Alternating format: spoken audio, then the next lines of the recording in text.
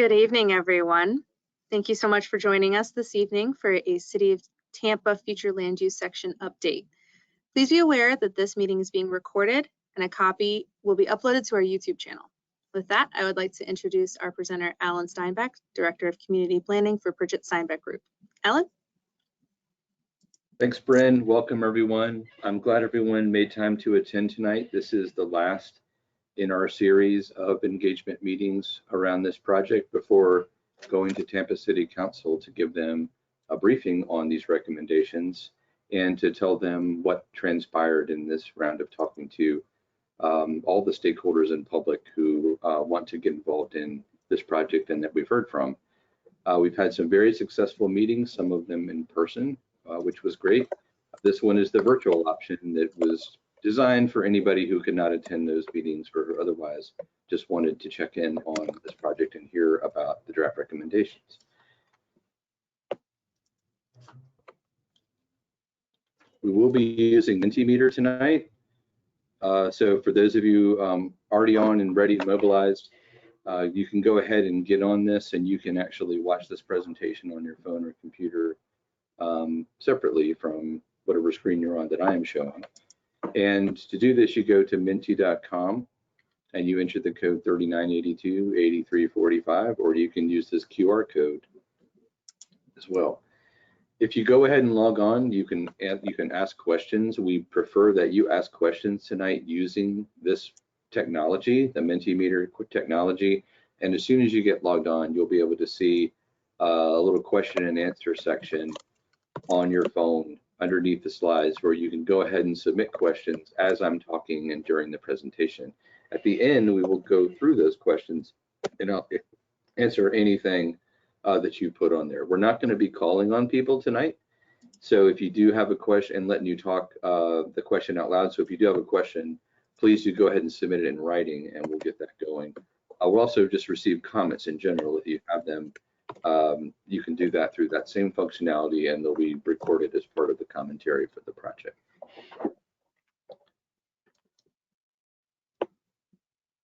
So the purpose of this effort is to provide updates to the future land use section of the Tampa Comprehensive Plan.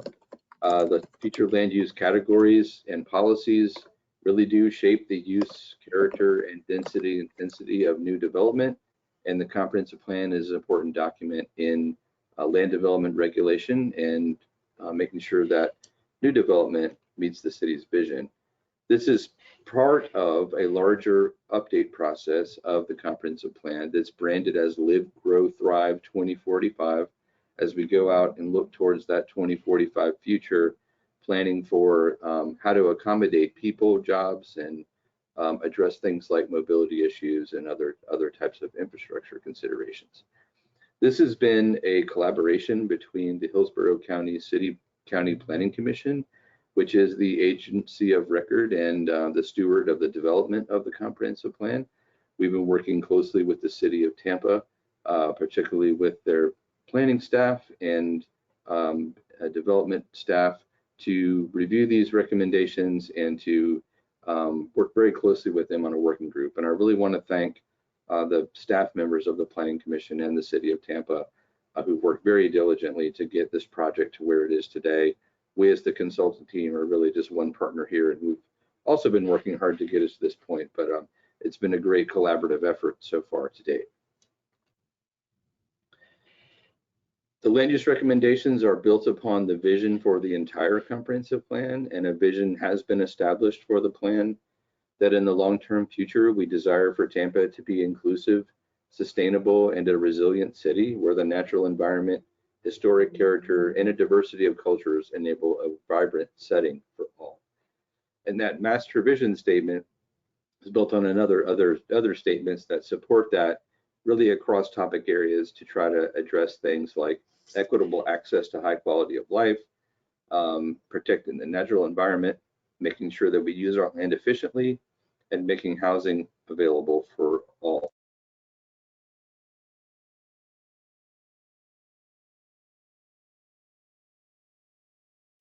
The comprehensive plan is a long-range document. It is officially adopted in the state of Florida. It has standing as a legal document and regulates land use.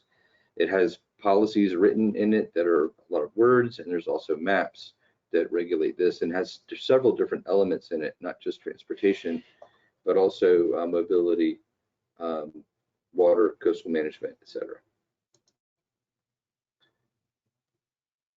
The plan sets the vision for the community and establishes a growth strategy. And a growth strategy is really a framework for development.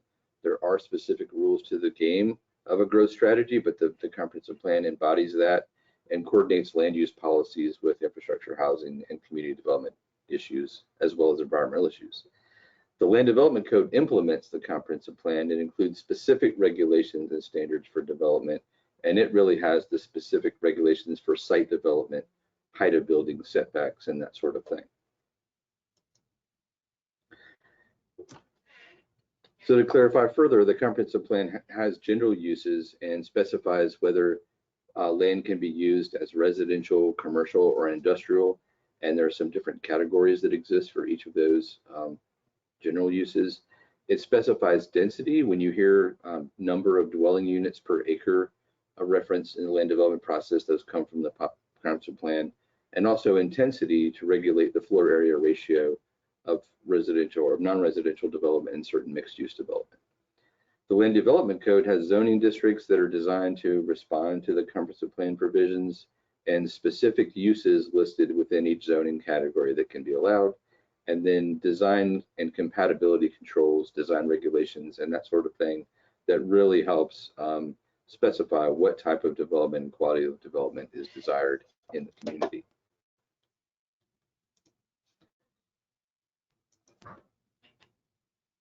During this phase of work, I have been focusing with the Planning Commission and the city on the future land use section of the comprehensive plan. And our work included a thorough technical evaluation, which we call phase one, which we looked at trends, forecasts, the capacity of the city to accommodate growth. And we had some performance measures too around how the plan policies have been functioning over the last 10 years and how we expect the next 25 years to really play themselves out. So we had a future forecast that we evaluated as well. There's a report for that phase one of work on the website of the Planning Commission, and there's a web page for this project where you can find that information. Also in that first phase, we did a lot of listening and feedback. Some of you may have participated in the first round of engagement that we did for the land use assessment, and that involved talking with city officials. We had a working group and stakeholder meetings as well. Based on those findings, we developed some draft policy proposals, and that is what we're presenting tonight and putting out into the world as draft recommendations. This round of engagement is a function of this third phase where we're trying to move from policy proposals to specifics, vetting these concepts with Tampa City Council and preparing them for their legislative function to adopt these policies as we move towards implementation of the recommendations.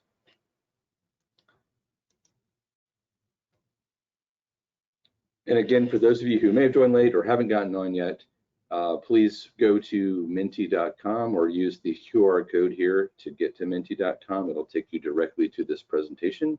If you can't use the code, you can use the website in any web browser and enter the number 39828345 to get on to the platform here. I'm going to move the slide ahead. These instructions will remain at the top of the screen if you need to see that. But I'm going to go ahead and ask the first question. We're asking this question so that we can understand who has been engaging with us and also relate your status to particular responses. So we're asking you to please select all that apply for you for Tampa. If you're a resident, Tampa resident, then you click 1. If you work in Tampa, own a business. If you're a property owner, not including your primary residence.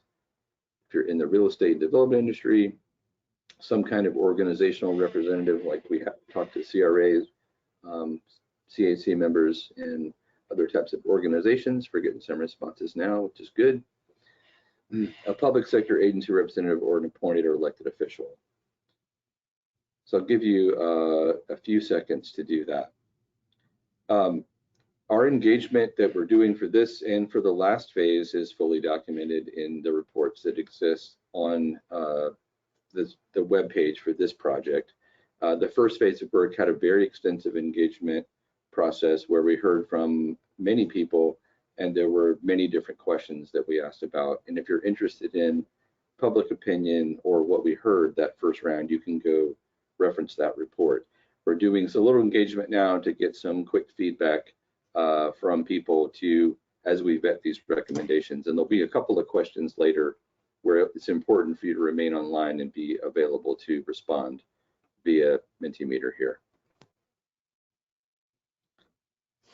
What we've heard along the way, in particular from people involved in the process, and this includes people who were involved very early on in the whole future or the comprehensive plan update, where the Planning Commission went out and talked to hundreds of people, got feedback from over 1,000 people during this process, and a lot of different comments. The first of which is that people want to maintain the culture and character of Tampa. There are people who talked about the specific and unique culture and character of Tampa's neighborhoods, which include, of course, a lot of cultural history, ethnic history, and other types of Tampa's cultural subgroups who have a strong sense of place. People in Tampa want to live out their sense of stewardship. People who responded to the survey care very much about this community. People in Tampa, sort of in higher percentages than other places, have this kind of stewardship mentality, including having stewardship for each other. There was a lot of concern for making sure that everyone had access to jobs and everybody had affordable housing, for example. And then recognizing that Tampa is moving in the right direction. A majority of the people that we engaged with did acknowledge that Tampa was moving in the right direction and thought so. But the caveat we heard was that some people are not benefiting fully from Tampa's progress and Tampa's economic evolution, that people may be either not benefiting or getting left behind. And that's particularly true with some people's income and also challenges with housing affordability, especially of late. We asked this question early on, and this is the results of one of the questions, is how important is it to incentivize the following in our land use policies? We knew that there were several topics that were important, that were legacy policy emphasis areas in the comprehensive plan and part of the growth strategy that had been established. And those included affordable housing in new development projects, transit-oriented development, mixed-use development projects, and redeveloping commercial corridors. And we asked people if these things were not a priority or if they were actually essential. And you can see the curves behind the scores. A lot of people ranked these as all being essential things, but everybody thought all of these topics were important.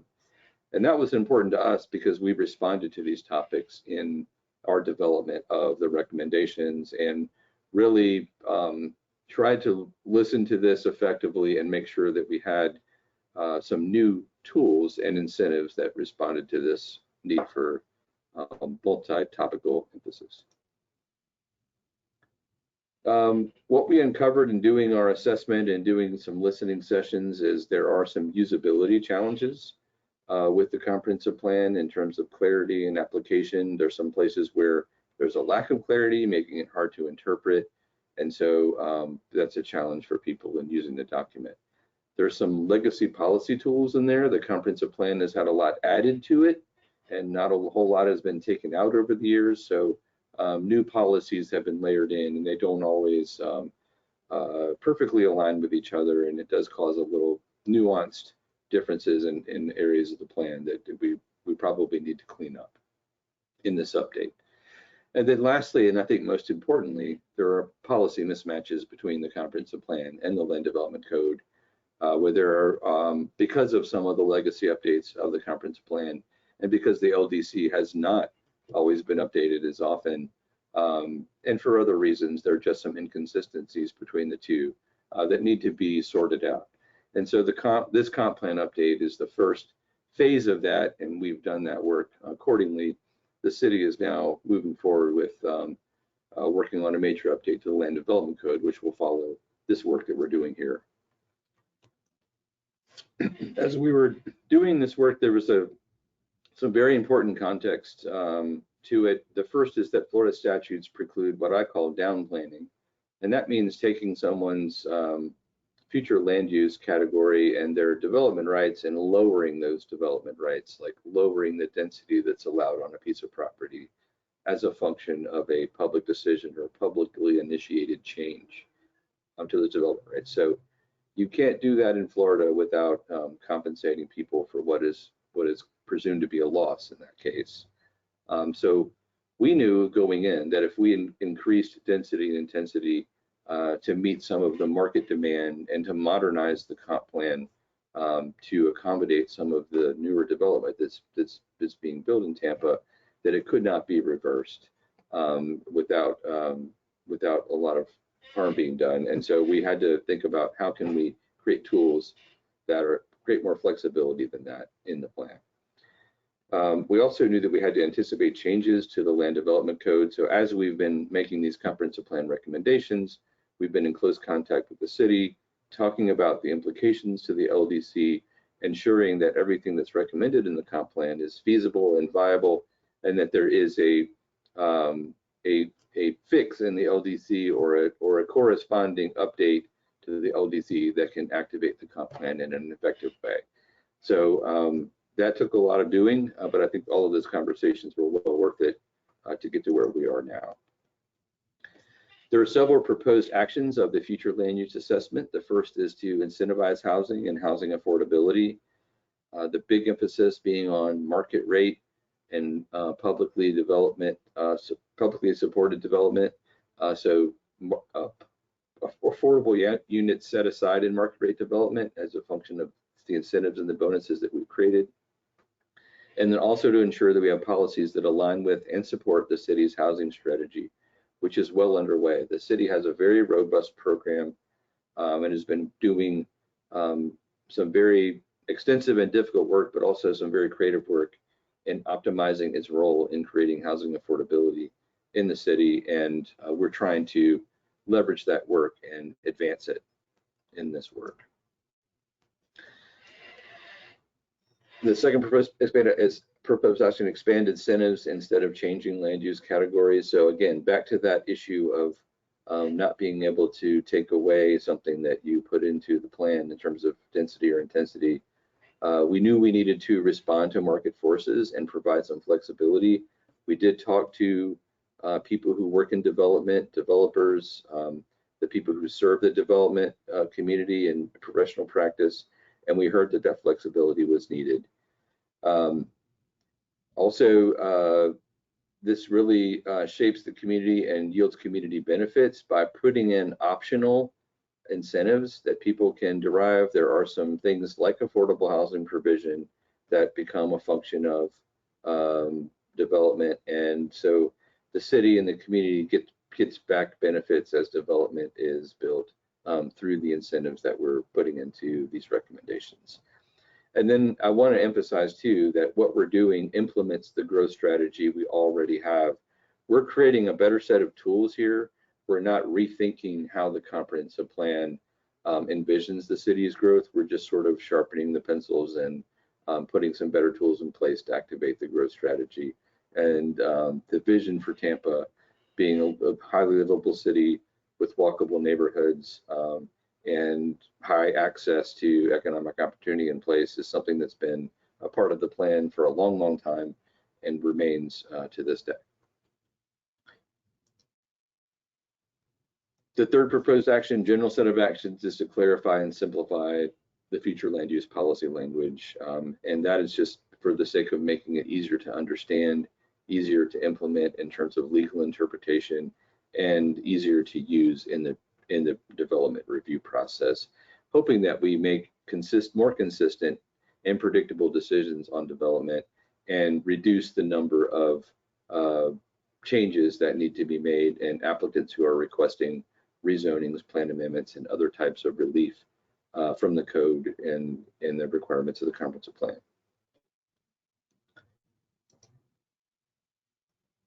Our proposed bonus types include affordable housing, transit, efficient and resilient buildings, which is centered on LEED certification and having those buildings be efficient. There's a gray water bonus that's already in place, which we haven't modified. And there are other incentives like the mixed use incentive and the central business district periphery bonus that will remain in the comprehensive plan, and the three at the top are new. There are several benefits to the bonus structure. It enhances the established growth management strategy of those future land use elements, like I said. It greatly increases the role of affordable housing provision in qualifying for bonuses because more future land use categories are included in the bonus structure, and it really opens up a lot of opportunity for flexibility and use of bonuses to implement projects. And fewer comprehensive plan amendments are needed as a result in rezonings as well. It puts nothing in place that cannot be reversed or calibrated. So the bonuses that we have constructed are not a development right that is given to someone. It is an optional, flexible bonus. And it also can be modified and updated and calibrated, is the word I used, to make sure that they're yielding the right number and type of units, for example, in the case of affordable housing. It gives the city the flexibility to define how and where bonuses are applied. So the comprehensive plan enables the bonuses and sets them, makes them available, and the LDC and the city's work on that will really define where those bonuses can go and how development needs to be implemented as a function of those bonuses. And then it gives more flexibility in how projects can work from a market standpoint and sort of pencil out, if you will, while still including public benefit elements in them.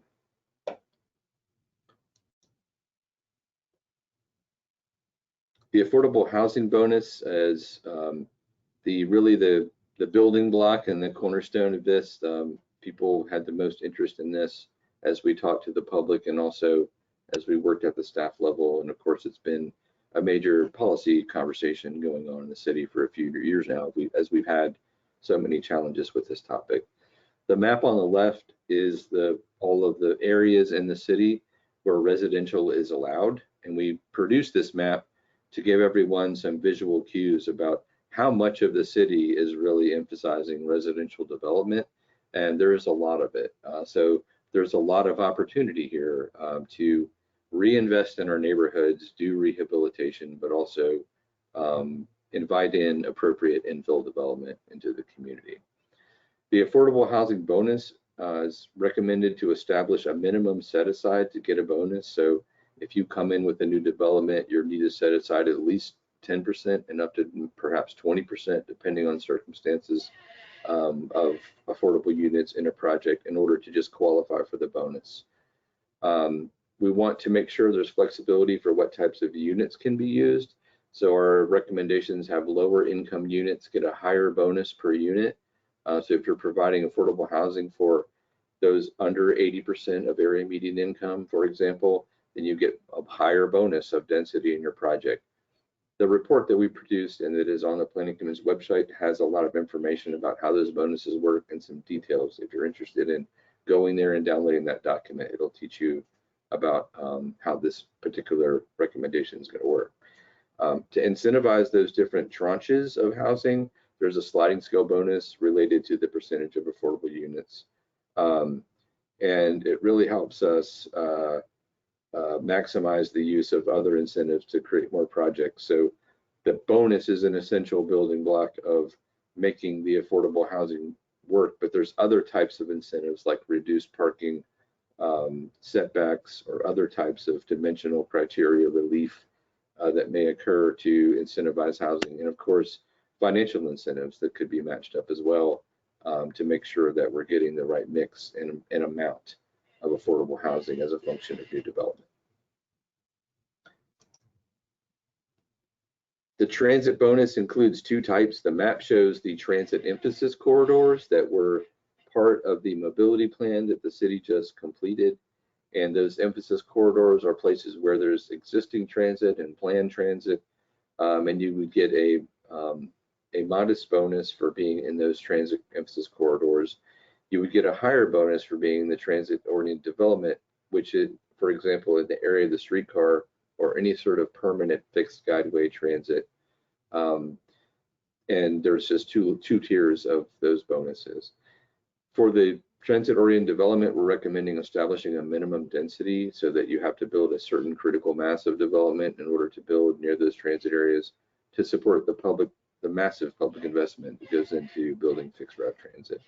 And then also requiring affordable housing as a part of each project that's in those TOD areas to ensure that we have affordable housing and housing affordability is met in those areas. In other parts of the country, it's been very problematic where transit is built and new development, TOD is built. The housing tends to be not affordable unless there are policies in place to ensure that it is. In the residential 10 category, which you see on the map on the right, we've recommended adopting guidelines for neighborhood compatibility for new projects. There's not a lot of that in the current code, and it's also exacerbated by the fact that a lot of projects go through the PD process, which is not really intended to be, but becomes a vehicle for basically customizing a settlement around density design and that sort of thing. But our proposal includes having those guidelines available to make sure that we're getting appropriate and complementary development in neighborhoods, but also after doing that, allowing single family attached if it meets density requirements and design standards. And when I say that, I mean that's townhomes, that's planners speak for townhomes and other types of small format development that may be appropriate as a neighborhood infill strategy. The planning districts are included in the comprehensive plan, and these are a tool that has been used as a policy tool to generally either incentivize or discourage development in certain parts of town. These areas are very big and really a little bit too inappropriate for that kind of purpose.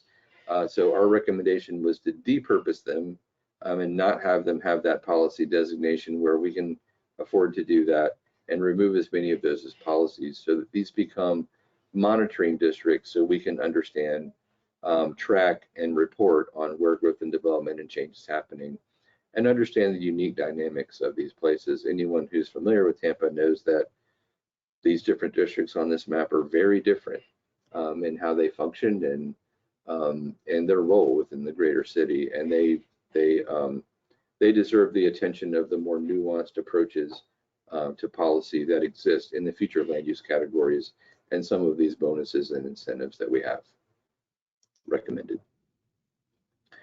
The mixed use development regulations are, we've not recommended major changes to this.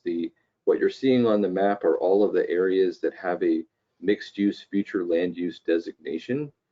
So there's a lot of property in the city, largely in the commercial corridors, some of it slightly adjacent to that is intended and planned for mixed use, which allows you to do different types of development, but mixed use is encouraged through a step up in density incentive. So if mixed use developments meet a certain standard, one of the primary elements being having ground floor retail uses and residential uses above, for example, then you start qualifying for that step up in density and you get some incentives to build that kind of development. So these are rules that exist currently, and people have been getting bonuses within these categories, and we're going to continue that in the recommendations, and that incentive will abide, but mixed use projects will be able to use the new bonus structure as well. The coastal high hazard area has been receiving a lot of attention through some planning and study and some parallel efforts that have been going on, and some staff's conversations around resilience and being a city that ensures that development is responsibly allocated relative to risk, I would say. And we've discussed housing, we've discussed commercial development, we've discussed the role of our central areas in the downtown peninsula and West Shore. And what you're seeing in the blue is that coastal high hazard area that is that protected area, and where no density bonuses or other increases in density are supposed to occur as a function of the development process. There are some exceptions. We're going to maintain and we recommend that those areas be further, or continue to be protected in that way, with the exceptions being the areas that you see in yellow. If you're in the West Shore District or in the Downtown Peninsula or the periphery of downtown, you will not be subject to that limitation, but the rest of the blue areas do have that limitation.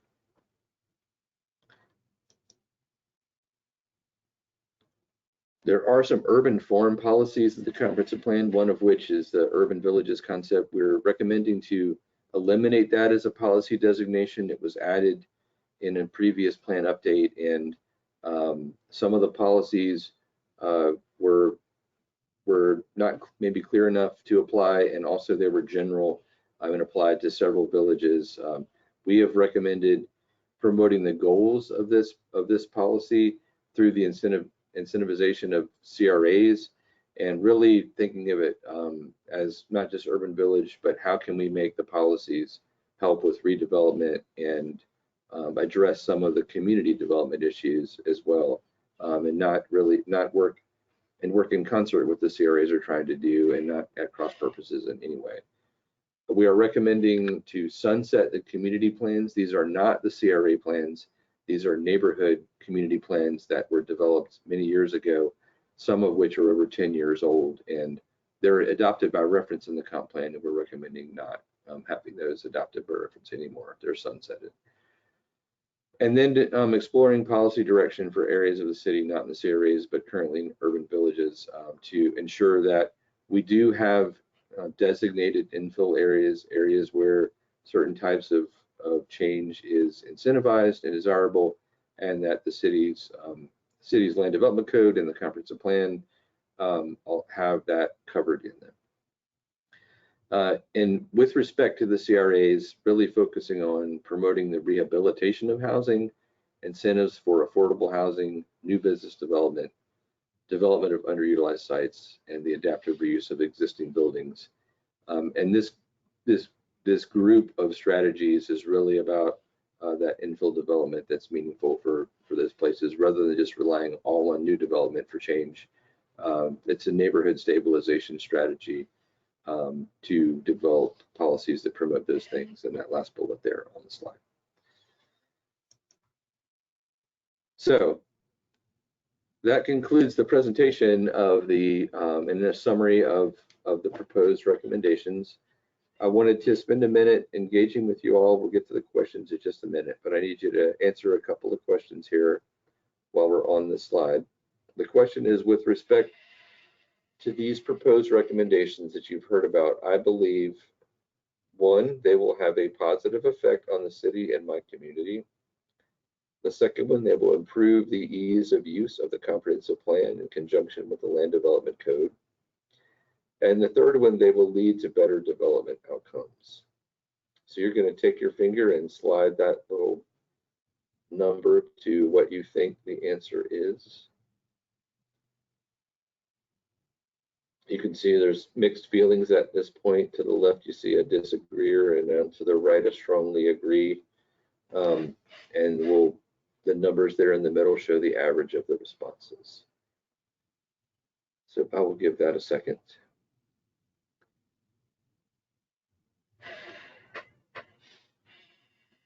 We can get as many people as possible. If you're joined us late and you're not clued in on what's going on right now, you need to look at the top of the screen.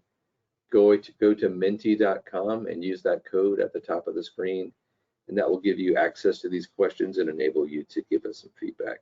It'll also give you access to the Q&A function, which you can enter a question now or at any time before we get done tonight. All right, looks like we're just on the agree side of the norm here, but really some mixed feelings about this, and a lot of people kind of in the middle as well. You can see the wave here in the middle.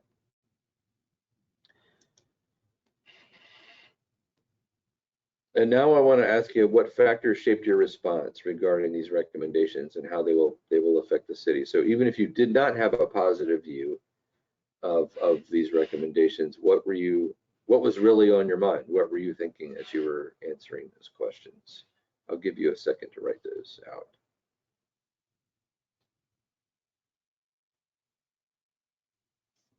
Let's go back for a second to revisit them as you're thinking about this. So they will have a positive effect on the city and my community. They will improve the ease of use of the comprehensive plan in conjunction with the LDC. They will lead to better development outcomes.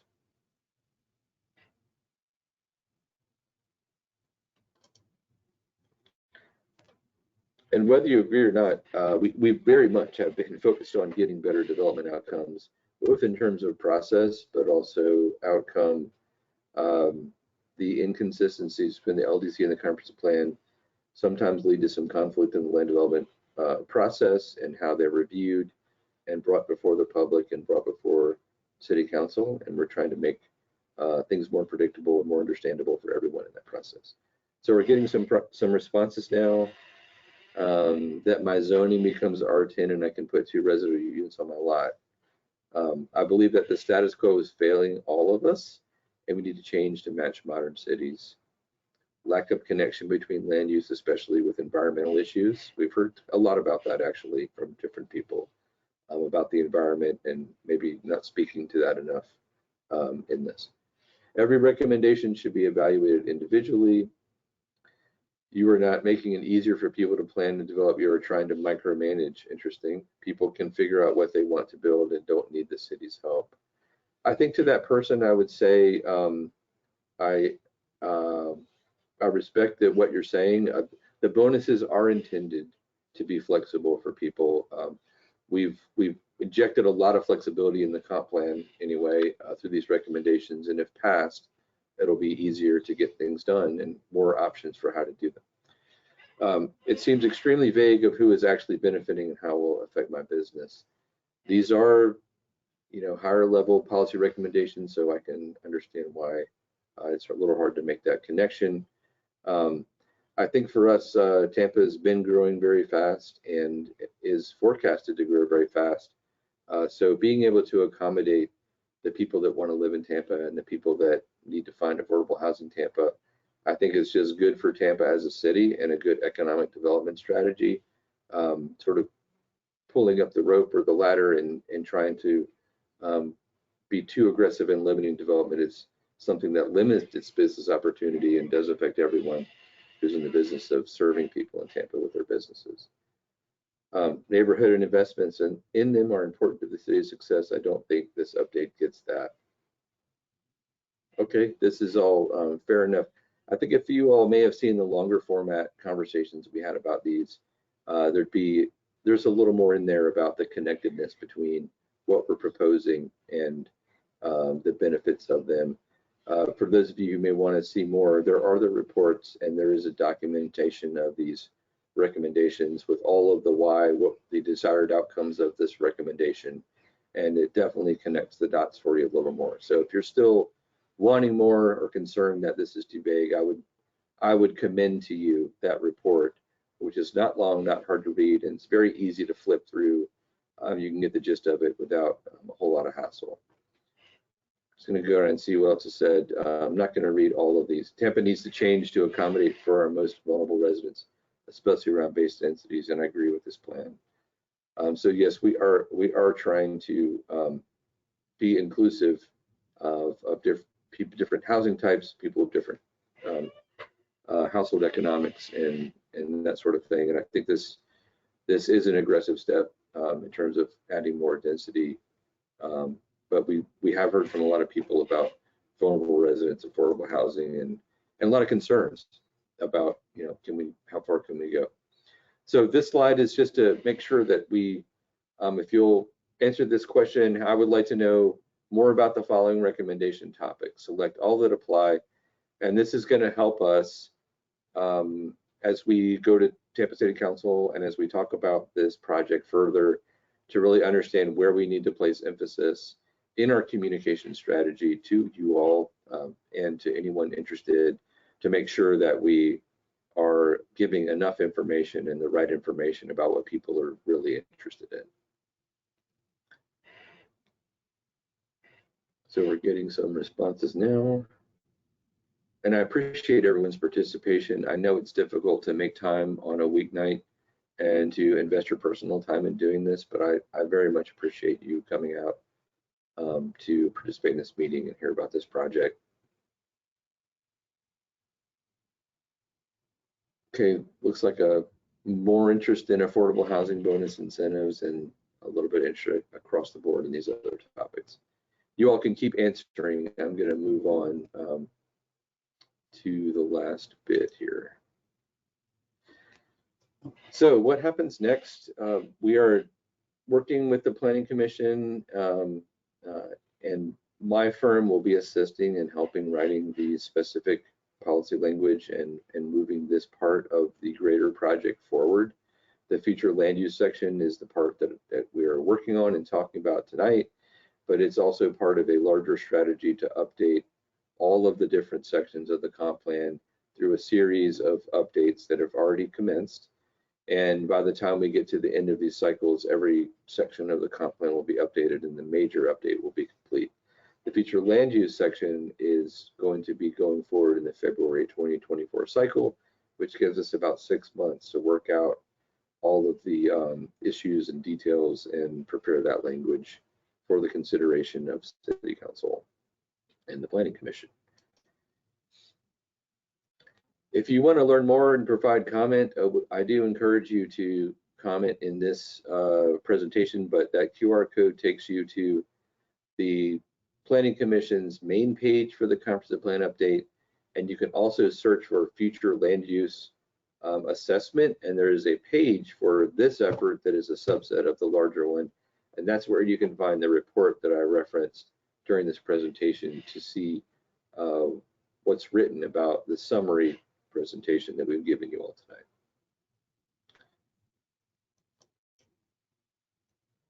Okay, so that's it. I'm going to move on to the questions, and I'm just going to take everything we have. It looks like 12 questions or comments, and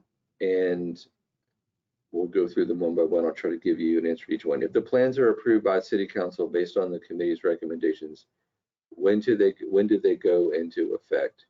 I believe that is approximately 6 months after the initial submittal in February, so in the fall of 2024 at some point. And Jennifer is confirming that that is true. Anything to add to that, Jen? Jennifer Malone, Planning Commission staff. Yeah, we're probably looking at a fall adoption and effective date. So by the end of the year, hopefully, but looking at the fall. Thank you. That was a great question. Oops. Sorry, I need to go back real quick. Made a mistake.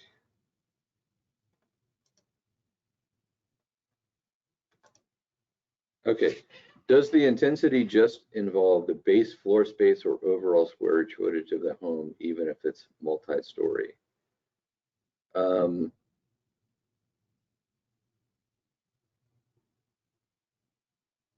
The density refers to the number of units. We're not talking in the comp plan about regulating actual floor space of a unit per se, but it is the density that it applies to the whole development. And this question is really more of a maybe an LDC question that's a little more specific than what we're covering tonight.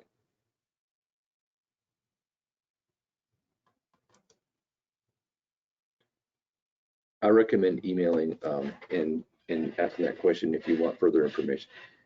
By not giving rights and instead bonuses, you are making it hard for people to engage in long-range planning because the city can change what your property can be used for at the drop of a hat. I understand your sentiment. I would not use the words drop of a hat to describe any sort of comprehensive plan amendment process. It's very thoughtful, thorough, and takes a while to go through. So once we implement these bonuses, should the council adopt them and they move forward in the comprehensive plan, they're kind of there to stay. My comments around being able to tweak them and calibrate them are really more about minor calibrations to make them work more effectively than to just alter them significantly at the drop of a hat, if you will. And I think that flexibility maybe does come at a cost because it's not hard coding, and you don't ever know how many people are going to take advantage of a bonus or not. So there's a little bit of unknown in all of that, but that the key for us was making the flexibility there. But I will take your sentiment in and think about that a little more. Can you please differentiate your bonus system to the new state laws on affordable housing?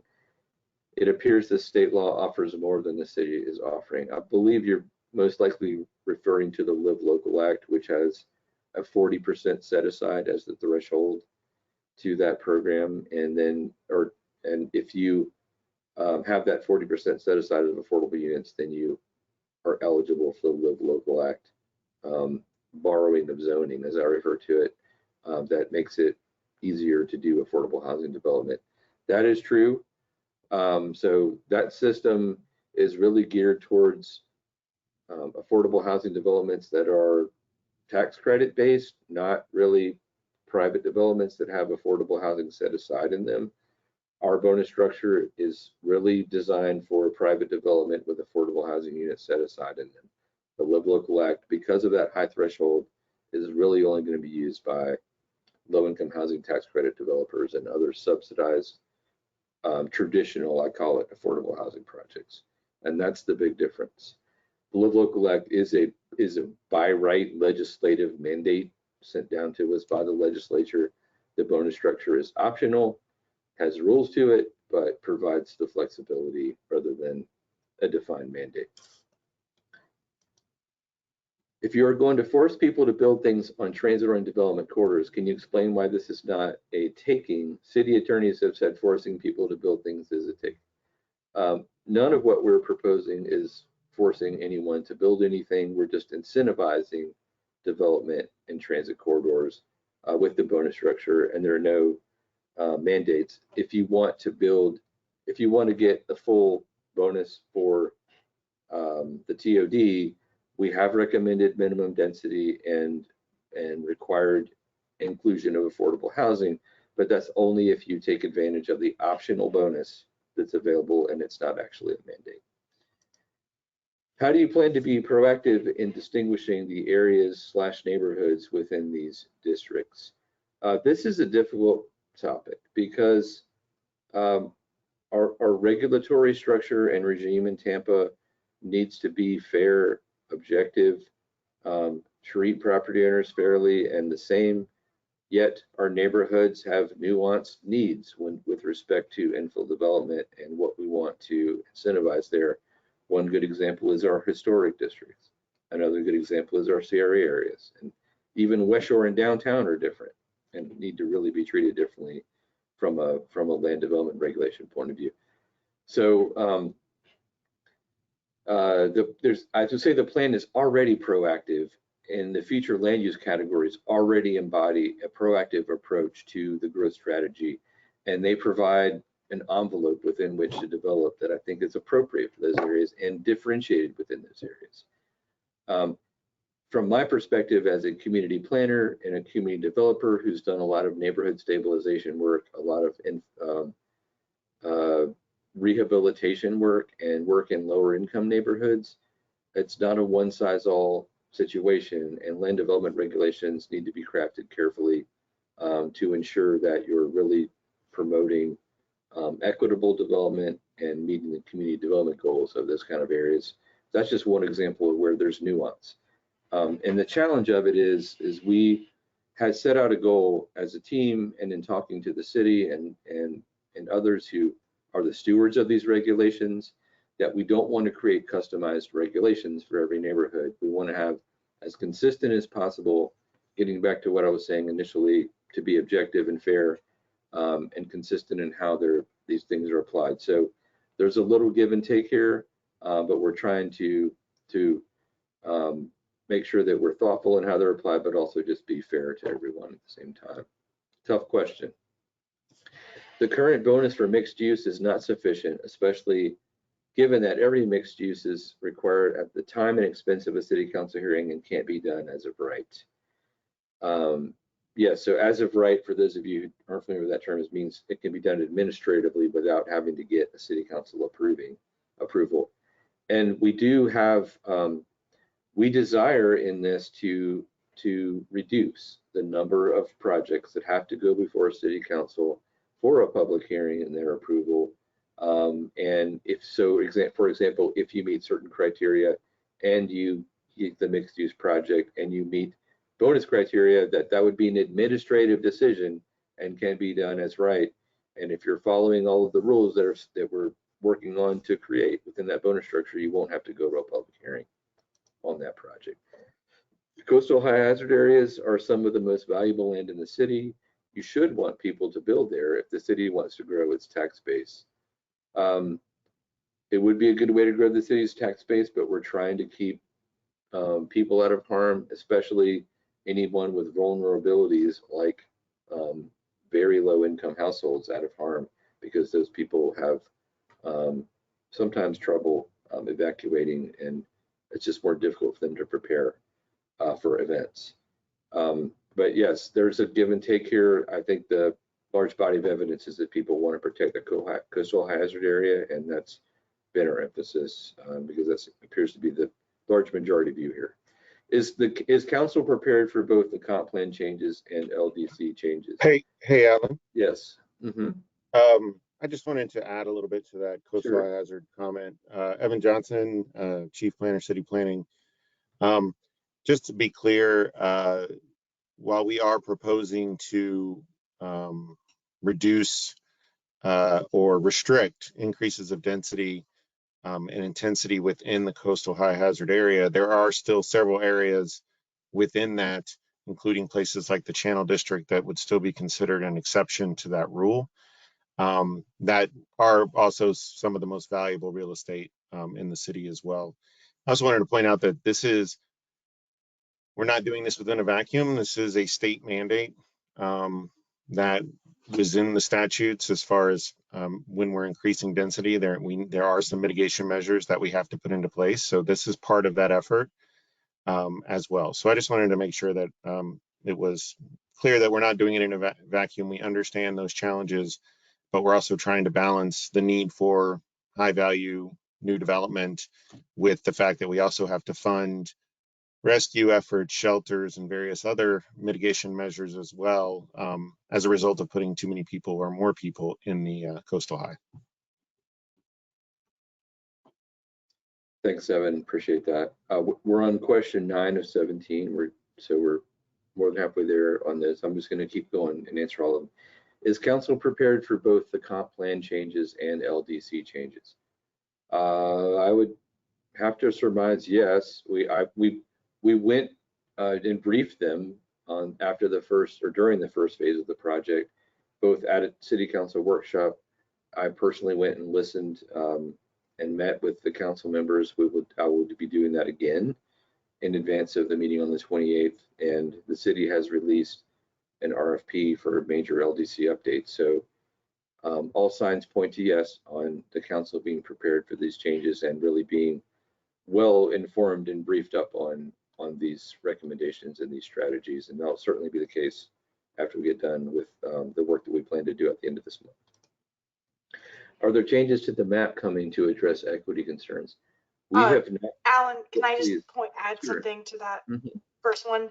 I'm not sure if it was mentioned at the beginning of the presentation, but in case anybody hopped in later, we are also going to City Council at their workshop on September 28th during the daytime. So they're also going to get a preview of these recommendations as well and provide any feedback. And if they're not ready to move forward with everything, then they can certainly let us know. But as Alan said, all signs point to yes. So thank you. Yes, and I just mean ready to make a decision. I'm not suggesting that they're ready to adopt everything we recommended in as it stands. Are there changes to the map coming to address equity concerns? We have not recommended any publicly initiated future land use map amendments as a function of this. The bonus strategy and all of that is a major change, so it does affect most of the land use categories and most of the city. So it is the thing that we're trying to implement to address equity concerns, and And the biggest one we're trying to address is housing affordability and the loss of affordable housing stock and the loss of naturally occurring affordable housing as a function of the Tampa's market and what's been happening in the national scene as well. I agree with the plan, but without addressing how low density neighborhoods like Beach Park were developed to segregate the city and how we address that. Yeah, there are a lot of low density neighborhoods. Beach Park's just one of them. Low density meaning single family traditional lots. They're not actually, most of Tampa's neighborhoods are not actually low density. They're medium density, even though they're single family. The lots are pretty small and they have a traditional neighborhood development pattern, and there's a ton of them that were subdivided and laid out before and after World War II in a more traditional like grid pattern. And it's actually a wonderful asset that the city has, that it has so many neighborhoods like that. But it does tend to, if those neighborhoods are maintained all as is without any opportunity for infill development, it does tend to work itself out that you have a housing supply problem if you can't find other places to put housing. Segregating the city, I think I don't really see, I see that being undone by what's happening in the city now with the emphasis on developing different types of housing and being more thoughtful about this. So I think it's moving in the right direction in terms of having mixed income and diversity of cultural groups, ethnicities, and races all around the city, which leads to, I think, a better and more healthy place. But that's sort of it's an outcome of what we do, not necessarily a direct goal of what we're doing. And it's very hard to make that happen through future land use and sort of this higher level policy that we have. Yeah, Alan, yes. I would just add to that. I think that these changes happen over time. I think that, obviously council is discussing the budget right now, but they have been committed to investing in new housing opportunities elsewhere throughout the city. And so I think our best way to address some of those kind of historical issues with some of these lower density neighborhoods is really to better allocate new housing units to serve a variety of incomes throughout the city. And I think that ultimately is the policy goal of what we're trying to accomplish with the plan and through the bonus structure and live local and all those various other efforts. I think that's really how it's going to kind of shift the balance some over time. Yes, and what you made me think of saying while you're talking is to emphasize where new development is housing to ensure that we have mixed income housing. It's not a strategy to upend or undermine or transform places that exist. It's best to be the stewards of those places and maintain stability as much as possible in most cases. But there are some places where infill development is happening and it needs to be addressed in the way Evan was describing, and to have mixed income in it. When will the R10 zoning go into effect? The R10 that we showed in this presentation is a future land use category, and it is already in effect. And the policies that we were talking about are recommended modifications to some of the language in there. They're minor modifications. They're designed to remove barriers to housing primarily, and the implementation and specifics of how housing gets developed in R10 will be mostly land development code driven and to some extent bonus driven through the comprehensive plan. Why are you not getting rid of FAR with setback and height requirements? FAR is really not needed. If someone wants to build big, let them. It's more tax revenue for the city. FAR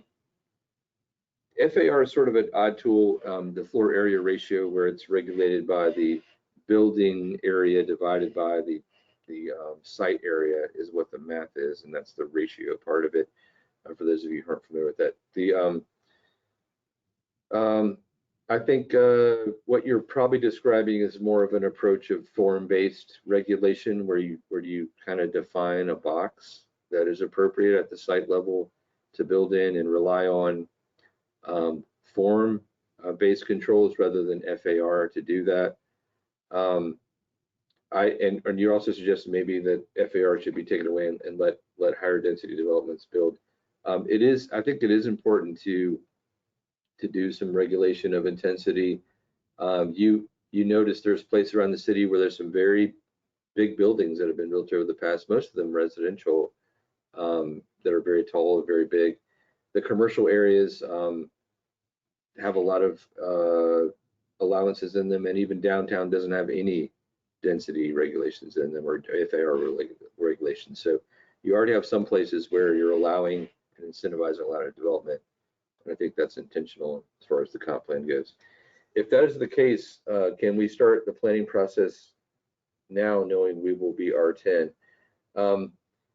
Yeah, we're in the middle of the planning process now about R10. We've had discussed a lot about how to incentivize what we call missing middle housing, which is units that are built in cities and that are medium density housing that accommodate more units, more people, and sometimes families, and they're more of a family housing solution. So we're doing it right now, and we're talking about R10 as we speak. Most progressive cities are removing the required minimum parking requirements for new building. Why are you not removing required minimum parking? Well, the minimum parking is a function of the land development code, and we're talking about the LDC parking standards will be revisited. There's I think an initiative now to revisit the parking policy of the city. I'm not sure what all is included, but there's a current initiative going on, and that'll be part of the LDC update too. Yeah, and I'll just second that as well, what Alan was saying. I do think that we are, as part of there's kind of the larger code update, which we'll be looking at parking, at different geographies. We do have some different parking ratios in different areas. In fact, West Shore, the West Shore overlay, they just went through the approval process to lower their parking requirements.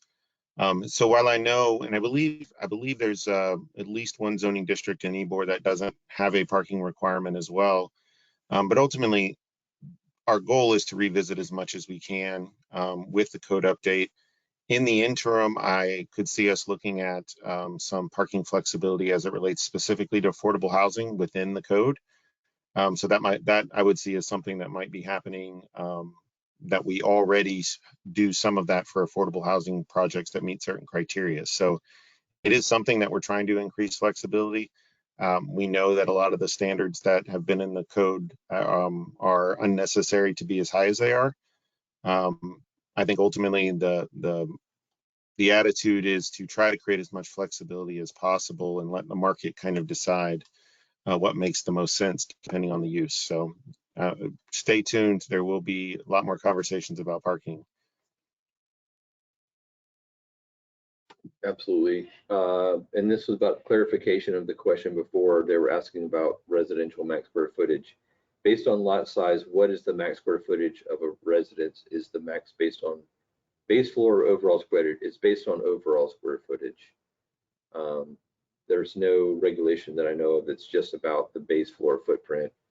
Every regulation of FAR intensity is for the whole residence. What within the flu categories can or will be administratively approved? We're working on getting as many of the bonus incentives administratively approved as possible and not requiring them to go to public hearing and have council approval. The current step up in density incentives do require an agreement and an approval by city council, and also a lot of negotiation between the developer of record, their attorneys, and the city's attorneys in the formation of those agreements. And we're trying to create a system that replaces that with something that's more of an administrative approval process. Can you point to a single mixed-use development that currently exists in the city that would not have had to go to council for waivers if your comp plan changes were adopted? That is not an on-the-fly question for me. We kind of think about that a little more. I like how we all joined that one to help out. Yeah. Yeah, that's not an on-the-fly question for me either, but I would say that the waivers are in the code. Evan, please keep, if there's anything you want to jump in and on this one. Like, the waivers are in the code. Evan, anything else? Yeah, no, I think Yeah. that we have a plan development zoning challenge in the city. The issue is that the code is out of date with market trends, and so there are waivers being asked for on a regular basis. Waivers tend to follow a small number of categories of where people are actually looking to amend the development standards. So that's something that code reform will certainly look at.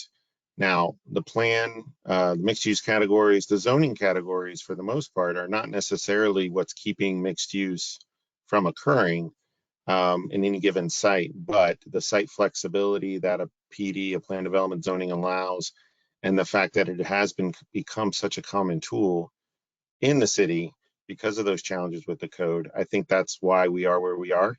But we acknowledge the challenge, and I think if you watch council, you'll see that they acknowledge it too, and that's definitely something we want to be addressing after the comp plan gets approved, of course.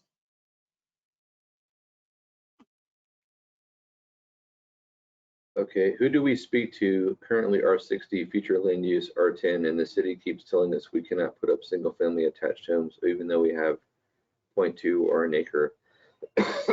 So, yes, so,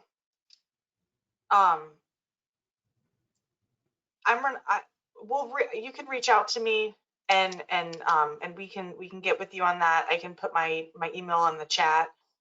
Typically right now, the way it's structured is that the R10 category allows limited townhomes in specific areas. It's not very clear where. So it's been definitely an interpretation over the years about where those uses should be placed. And staff really looks at it on a case-by-case basis. So through Alan's work, we're hoping to have some criteria, make it a little bit more clear where those uses can go in the residential 10 to really encourage that missing middle housing type. So if you want to email me directly, we can chat and circle back on that throughout the process. So I'd definitely be happy to talk with you about that. Thanks, Jen. The movement of hundreds of residents away from Dobyville to build the Selman Expressway was done through planning, and our current map with low density zones are still segregated and we need to change. Appreciate that comment and the history, bringing the history into it.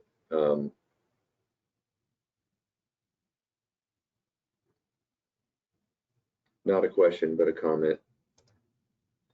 If you really want affordable housing, how about a rule that says if you build mixed use with 10% of its square footage going towards affordable housing, all rules in the city except fire are waived?